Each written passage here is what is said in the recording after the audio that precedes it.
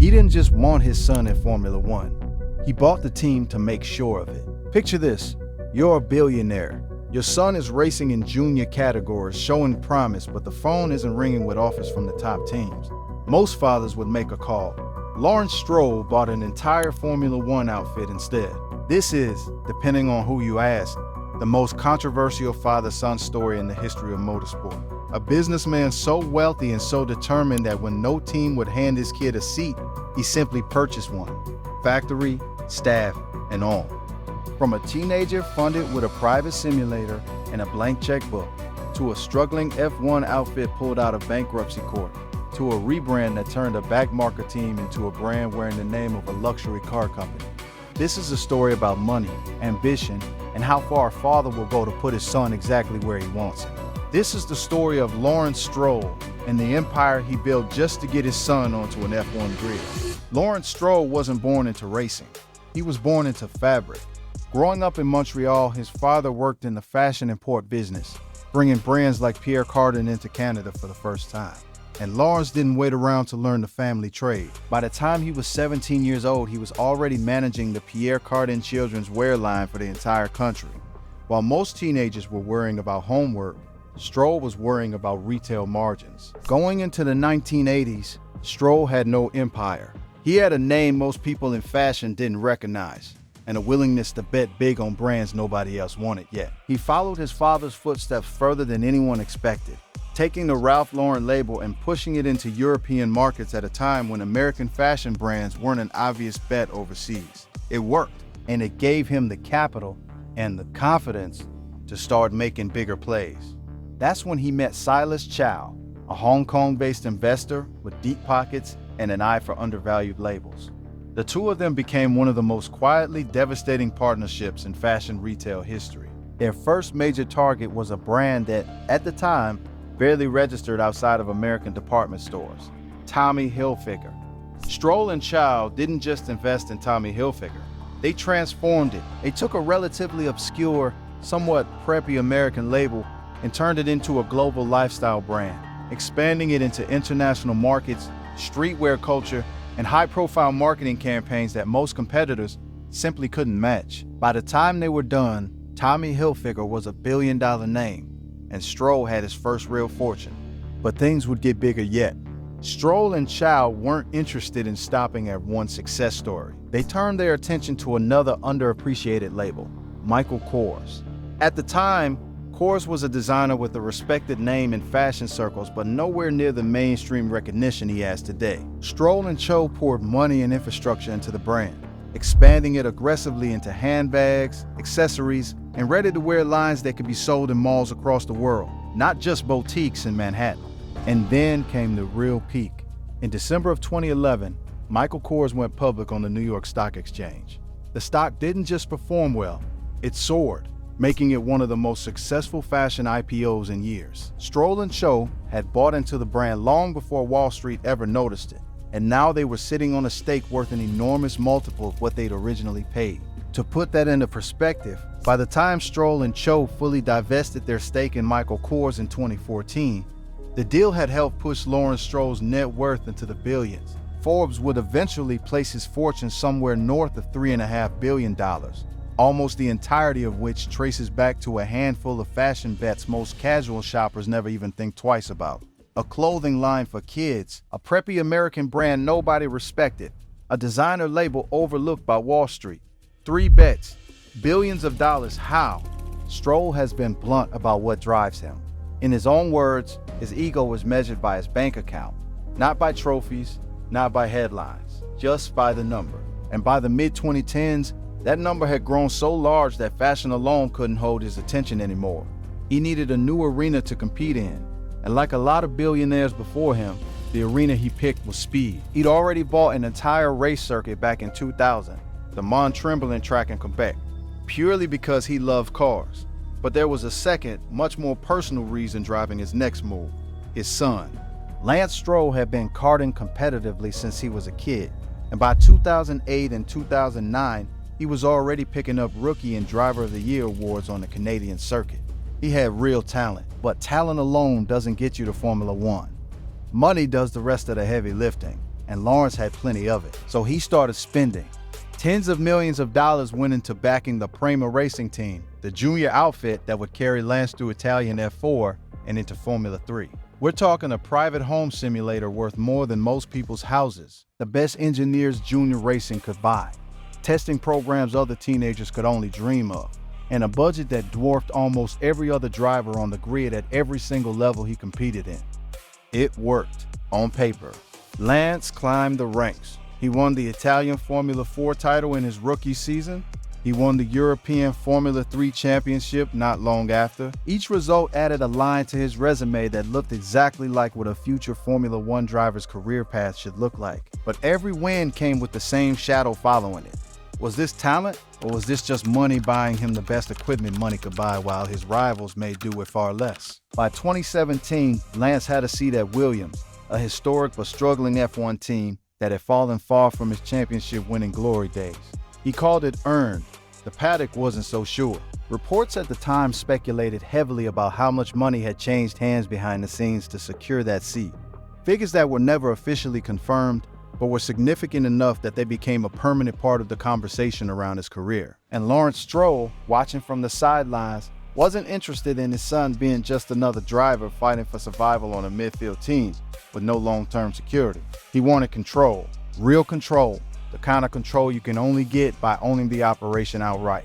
So in 2018, when a financially collapsing outfit called Force India went into administration, bleeding money, facing winding up petitions, on the verge of disappearing from the grid entirely, Laurence Stroll didn't wait for an invitation. He led a consortium of investors and bought the entire team outright in a deal worth tens of millions of pounds, rescuing it from the brink just days before it might have folded for good. Think about that for a second. Most billionaires who want their kid on a sports team buy a jersey or maybe a sponsorship deal. Laurence Stroll bought the team, the factory, the wind tunnel, the staff, all of it. The rebrand came fast. Force India became Racing Point, with fresh pink livery and a new ownership structure built around the Stroll family. And conveniently, very conveniently, there was now a guaranteed seat waiting for Lance Stroll the moment the ink dried on the sale. The other driver on the grid at the time, Esteban Ocon, who had been performing consistently well and had genuine championship potential, was suddenly without a seat for the following season. He had done nothing wrong.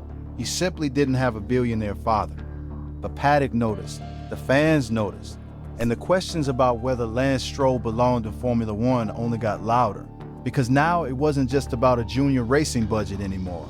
It was about a literal ownership stake deciding who got to compete. But Laurence wasn't done, not even close. Racing Point eventually became something bigger. In 2021, the team was rebranded once again, this time as the Aston Martin Aramco Formula 1 team, tying Stroll's racing ambitions directly to one of the most storied luxury car brands in the world. It wasn't just a paint job and a new name, it was backed by serious money, serious infrastructure, and a brand new state-of-the-art factory built at Silverstone for an investment north to £200 million, complete with its own wind tunnel simulator suites and enough security that visitors are required to physically cover their phone cameras before walking through the doors. Stroll didn't just want his son in F1, he wanted his son's team to actually compete for championships, and he was willing to spend whatever it took to make that happen. He brought in legendary designer Adrian Newey, the man behind championship-winning cars at Williams, McLaren, and Red Bull, considered by many to be the greatest F1 car designer of all time, and later promoted him to run the entire technical operation, replacing the team's previous principal after just a single season in charge. He hired double world champion Fernando Alonso to sit in the garage right alongside his son, giving Lance a benchmark that few other midfield drivers have to face every single weekend. And reports have suggested he's even tried to lure Max Verstappen, arguably the best driver on the planet, into an Aston Martin cockpit for the years ahead. To put that into perspective, this is a man who didn't just buy his son a seat. He built an entire championship caliber operation around him, spending hundreds of millions of dollars in the process, hiring some of the biggest names in the sport's history, just to give Lance the best possible chance of proving himself once he got there. So did it work? Did Lance Stroll actually deliver once the seat was secured? Here's where the story gets complicated, because the answer is, sort of. Lance Stroll has had real moments. Back in 2017, in just his rookie season at Williams, he became one of the youngest drivers in history to finish on an F1 podium, taking third place at the Azerbaijan Grand Prix in a race full of chaos and crashes that eliminated most of the front runners ahead of him. It was a genuine highlight, and for a brief moment, it silenced some of the doubters and gave his supporters real ammunition to push back against the nepotism talk. But then things would get harder. Year after year, while teammates across the grid scored podiums and wins in equal or worse machinery, Stroll's results stayed largely modest. He's picked up a small handful of additional podium finishes over the years, at tracks like Monza and the Belgian Grand Prix, mostly in mixed weather or chaotic races where survival and strategy mattered more than raw speed. He has never won a Grand Prix, not one. In nearly a decade on the grid, across hundreds of starts, the top step of the podium has remained completely out of reach, and the comparisons have been brutal. Every time Aston Martin signs a new teammate for Lance, drivers like Sebastian Vettel, a four-time world champion, or Fernando Alonso, a two-time champion, the gap in performance becomes the headline before the season even starts. Fans and commentators alike have pointed out, race after race, qualifying session after qualifying session, that Lance routinely finishes behind teammates who are widely regarded among the best drivers of their generation, even when both cars are mechanically identical. When two drivers in the exact same machinery produce wildly different results all season, there's nowhere left to hide behind the excuse of a bad car. The reaction online has not been kind. Lance Stroll is one of the most mean drivers on the entire grid. There are entire compilation videos dedicated to his radio messages, his retirements, and his qualifying performances, racking up millions of views from fans who find the whole situation equal parts frustrating and entertaining. Pit lane incidents, mechanical complaints over the radio, and underwhelming qualifying laps get clipped and shared within minutes of happening. Some fans defend him, pointing out that he's actually scored more career points than people give him credit for, that he's been racing on the grid longer than several drivers widely considered more talented, and that being compared to legends like Alonso or Vettel is an unfair bar for almost anyone on the current grid, let alone a driver in a midfield car. Others argue that without his father's money, he never would have sniffed a Formula One seat in the first place, let alone kept one for nearly 10 years on a team his own dad owns, regardless of results. Journalists covering the sport have repeatedly raised the same uncomfortable question in print. Would Lance Stroll still have a Formula One seat today if his last name were anything else? It's a question that follows him into every press conference, even when nobody actually asks it out loud. And that's really the heart of this whole story, isn't it? It's impossible to separate Lance Stroll, the driver, from Lance Stroll, the son of the man who owns his team. Every podium gets a question mark next to it. Every retirement gets turned into a punchline about nepotism. Every contract renewal gets framed not as a performance decision, but as a family one. He could have 10 more years on the grid, and the conversation will probably never fully go away. In the end, Laurence Stroll got exactly what he set out to get. His son has spent nearly a decade competing in the most exclusive motorsport series on the planet, wearing a helmet on a team his own father built from the wreckage of a bankrupt outfit. Sitting in a factory that cost hundreds of millions of pounds to construct, surrounded by some of the most respected engineers and designers the sport has ever produced. By almost any measure, the mission was a success. Lance Stroll is today a Formula One driver in every official sense of the word. On the grid, in the points, racing wheel to wheel against the best in the world every other weekend. And yet the one thing money still hasn't been able to buy is respect from the paddock as an equal.